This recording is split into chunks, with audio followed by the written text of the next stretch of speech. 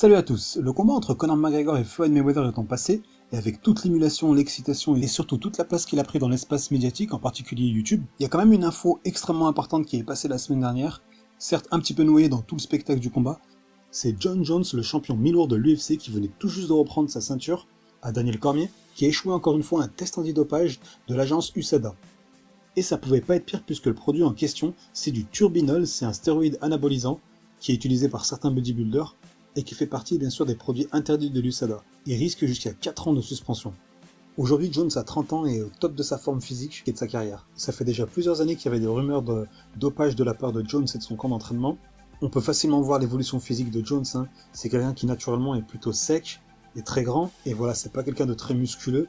On a vu une vraie évolution de sa musculature au fil des années. Ce test, il a échoué la veille de son combat à l'UFC 214, et le lendemain, quand il a affronté Cormier, il l'a détruit au 3ème round et lui a mis un des KO les plus violents de l'UFC. On peut le voir à l'image, Jon Jones n'a jamais été aussi agressif, et il a infligé à Cormier sa 2ème défaite, encore une fois face à lui. Mais par contre, c'est la première défaite par KO pour Cormier, et il dira une semaine plus tard dans une interview que les 10 minutes après le KO, il se souvient absolument de rien du tout. Pour l'instant, Jones n'a pas réagi, il attend avec son camp que l'échantillon B soit testé. Faut savoir que l'USADA, quand ils testent quelqu'un, c'est vraiment après des centaines de tests qu'ils annoncent une nouvelle pareille, parce que sinon ça pourrait se retourner contre eux, des procédures judiciaires, et surtout ils perdraient leur crédibilité. Certains dans le camp de Jones pensent que l'eau qu'il a bu peut-être a été contaminée, et ils attendent vraiment le résultat de l'échantillon B. Et c'est vraiment dommage puisque l'UFC avait de gros projets pour lui, en particulier un combat pour le titre poids lourd face à Stipe Miocic, et aussi un combat qui aurait battu pas mal de records en termes de pay-per-view et de visibilité, c'était bien sûr contre Brock Lesnar, qui lui aussi en fait a pas encore fini sa suspension d'1 an, pour aussi un produit interdit par l'USADA. Donc voilà, ça ruine un petit peu les projets de l'UFC. En ce qui concerne Jon Jones, c'est peut-être la fin de sa carrière, après tous les ennuis judiciaires qu'il a eu.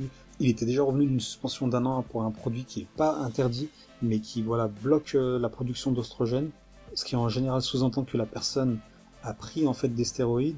Il a eu pas mal de problèmes judiciaires, ce qui l'a éloigné de l'octogone. Certains pensent vraiment que c'est la fin de la carrière de Jon Jones, en tout cas à l'UFC. Quoi qu'il arrive, on en saura plus quand les résultats de l'échantillon B seront rendus publics. Mais voilà, ça sent vraiment le roussi pour Jon Jones comme jamais. L'autre grand perdant, bien sûr, c'est Daniel Cormier, qui avait jamais connu la défaite avant de croiser le chemin de Jon Jones. Donc après une défaite très amère il y a 2 ans à la décision, et là il y a moins d'un mois une défaite vraiment traumatisante par un KO qui est sûrement l'un des KO les plus violents de l'année.